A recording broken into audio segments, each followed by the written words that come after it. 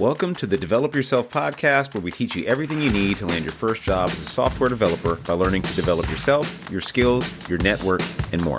I'm Brian, your host. When you're learning to code, the amount of information out there on what to study or how to become a software developer is overwhelming.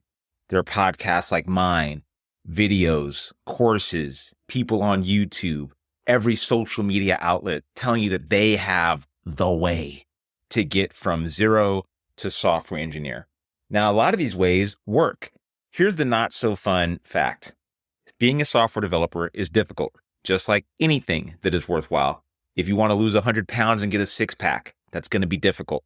People make a lot of money trying to sell you on a way to do things that tells you, hey, that's not going to be hard at all. I got this secret. You can eat whatever you want and do whatever you want, and you're just going to magically drop the weight. If you just do this secret thing that nobody has figured out yet.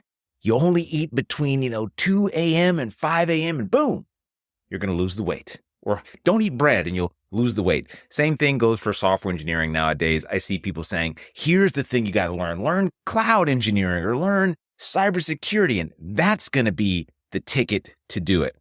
I want to go over a strategy that I know works, and it works for software engineering or really anything. You can replace software developer with architect, with pattern maker, with designer.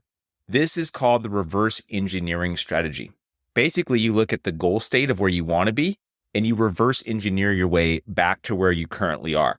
So you look at a person that's in the position that you want to be in, or you basically think, okay, what are the things that a person that's in this position already has, and how do I work backwards from there? So what do I need to know in order to get there? I do this a lot on the phone calls I do with people that call up and want to talk about Parsity or their own journey into software development. I think, let's reverse engineer. And I talk mostly about the thing they need to be able to build. So we're going to talk about what you should be able to build at the end of any good program, course, self-study that will make you actually hireable as a software developer. Because you could be spending your time collecting tutorials, courses, which lead you down all sorts of rabbit holes, which lead to more tutorials and courses. And unfortunately, I've met so many developers who are basically in the same place after years from learning using this method called the learning hamster wheel of death, trademarked. This scenario is too common. Purchase a tutorial, get introduced to a new concept that they don't understand. Then they start thinking, do I need to know this? Someone says Python or cybersecurity or cloud or Kubernetes or some other buzzword. And they think, I need to know this too. Let me purchase another tutorial. Hamster wheel ensues. Now they are on a path which leads to just nothing but tutorials. I met a person who I was speaking to years ago, and they were telling me they were learning Python and JavaScript and React and cloud and all these things. And I thought, that's way too much. I caught up with them years later or recently. They were still learning, nonstop learning. I remember working at a boot camp, and I remember meeting one of the guys that used to work in the lobby or something like that.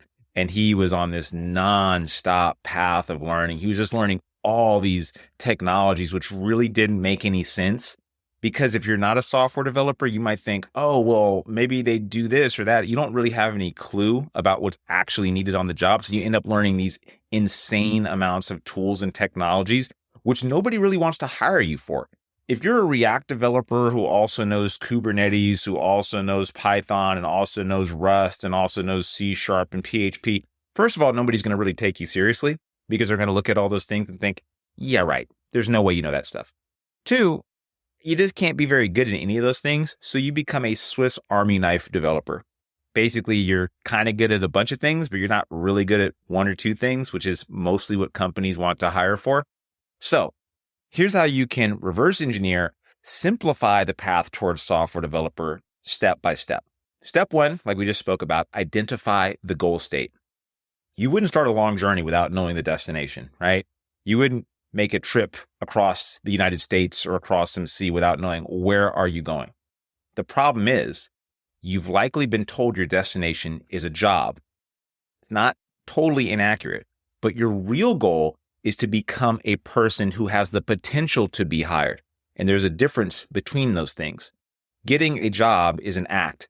becoming the person who has the potential to be hired is a whole different transformation that you're going to have to make, because who you are now versus who you need to be hireable is a path in itself. So who gets hired? Who actually gets the jobs out there? And no, I'm not going to talk about this insane amount of fear mongering that is going on regarding layoffs or no one can get hired. Listen, I did an interview with an overemployed boot camp grad, meaning he has more than one job. I meet too many people that are getting hired, getting different roles, climbing up the engineering ladder, graduating boot camps, going on to work. This whole idea that it's like impossible is, one, silly, and two, way overblown. It is not easy. It's never been easy. And this might be one of the more difficult times to get that first job, but it is not at all impossible. People are getting hired. So who is? Who is actually getting hired? Software engineers who can build and deploy safe, secure, and scalable applications. And if you're thinking that's it, well, yeah, that's it. It's simple, but it's far from easy. So let's explore the only project you need to build. At a high level, you're going to need to be able to build a project that satisfies the following requirements. It needs to be publicly available at a dedicated URL. So mine might be madebybrian.com or whatever, right? It needs to have a backend that has some sort of authentication, meaning a user needs to log in with a password. Ideally, it's something that is not stored on your database. Maybe you're using something like Okta, some way for a user to log in and get information that is only relevant to them. It needs to have a database in order to persist data, meaning the data doesn't just go away when they go off the app. It is stored somewhere in the cloud. I'll have an episode on that later, meaning it's stored on a server that you don't physically have available at your house. It's stored on a server like on Amazon Web Services or Google Cloud or Azure or pick one, right? It needs to have a responsive front end, meaning the UI, the user interface, the thing that people see on the site looks good on both a mobile and a desktop. If you go to the news site, if you go to LA Times or New York Times or any major news outlet, and you look on their mobile site versus their desktop site, it's the same information, same content, but the visual display is different. It looks good on both. Yours needs to also look good on both, and ideally everything in between, meaning tablets, other things like that. And if you don't know how to write media queries or do responsive front-end design, it's not that hard to do. Look up media queries, and that should be basically enough to get you started. This project also needs to leverage continuous deployment, meaning when you update the code and you push to your GitHub repository, and if you don't know how to use GitHub or Git repositories or anything like that, check out one of the older episodes we have that is a step-by-step guide on doing Git. This should get you dangerous enough, but there are a ton of tutorials out there on using Git. But yes, it should leverage continuous deployment. You update the code on your machine, you push to the repository in the cloud, and then it updates the site so the changes you just made are now live on the site. Lastly, it needs to have some unit tests. Unit tests, I've also done an episode on this, by the way, and you can look all sorts of information that's out there on unit tests. In fact, I have quite a lot of information on unit tests because I've become pretty dang good at them. I've even made some courses on them and shared them at several companies where I've worked. It's been a really fun thing for me to learn. Unit tests ensure that the code that you wrote works as expected. It is basically code which tests other code. So that's it. I didn't mention any technology specifically here. You can really mix and match whatever tech you'd like. Here's what I would strongly suggest. And by the way, this is what we teach at Parsity. React and Next.js for the front end. React.js is the standard. It is the safest thing to learn right now. Next.js is becoming the standard, and it will be, mark my words, because React.js now partners with Next, and they even say, hey, this is the official framework you should be using. So learning Next.js, incredibly important. Now, in 2 years from now, it's going to be expected. I can safely bet that that's going to just be an expectation that when you get on the job market, you just know how to use Next.js. And most boot camps are not teaching it. It's one of the main reasons I chose to incorporate it into the curriculum, because I know that it's a thing you're going to need to know. You should be learning Mongo or SQL for a database. Mongo is really, really popular. It is the second most popular according to Stack Overflow. SQL, first most popular. Pick one. If you're on the coasts or working for startups, you're probably going to use Mongo. And if you're not, you're probably going to use SQL. The underlying technology is different, but the idea is not so different. Basically, it's a database living in the cloud where you store data and it lives there. It doesn't blow away when you go off the website. You should be using Node and Express for the backend, AWS or render.com for the backend deployment, meaning when you have code that's written in Node or Express, where do you actually have it hosted? So when a person goes to your public URL, it needs to be on some sort of a service that hosts it. So AWS or render.com or Google Cloud Platform or DigitalOcean, pick one. Use Vercel.com for the front end deployment.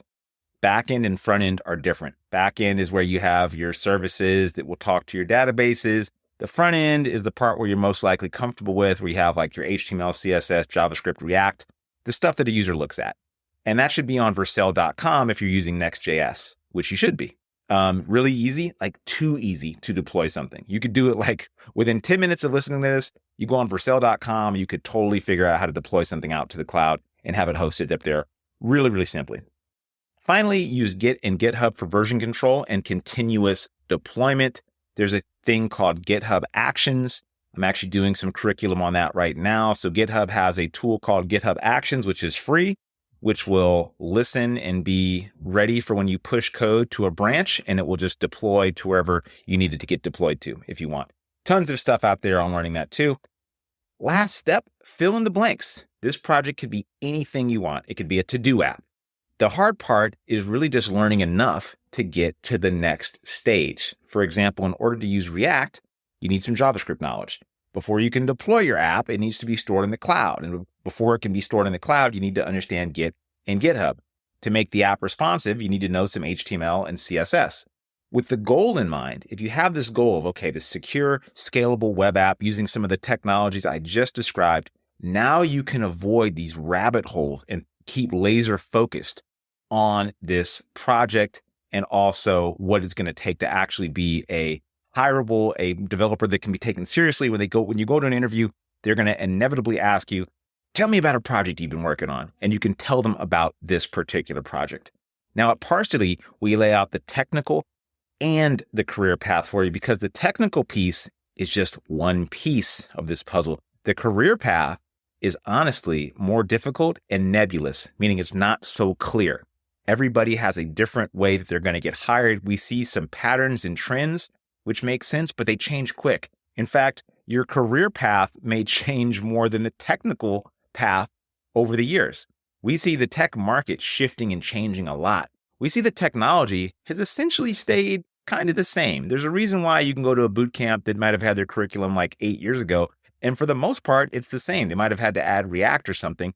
But a lot of things like AWS or Git and GitHub or Node and Express or JavaScript in general hasn't changed so dramatically that you need to do that. But getting a job has changed dramatically. Now, that's the part I think that Parsity is uniquely suited to help you with.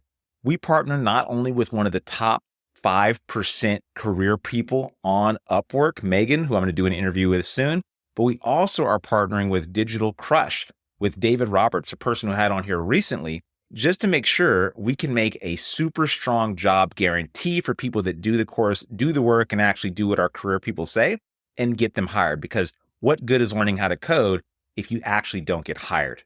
So with that being said, this is the last week you can apply for Parsity and take advantage of our $500 enrollment discount and get our job guarantee. So if you're on the fence about joining Parsity, this would be a great time to do a little bit of research, see why we're so highly rated, see some of the success stories we've had. And if you really want to know a little bit more, grab some time in my calendar, but do it quick because there's only one more day to get that enrollment discount. I hope to see you there. And as always, I hope this is helpful. See you around.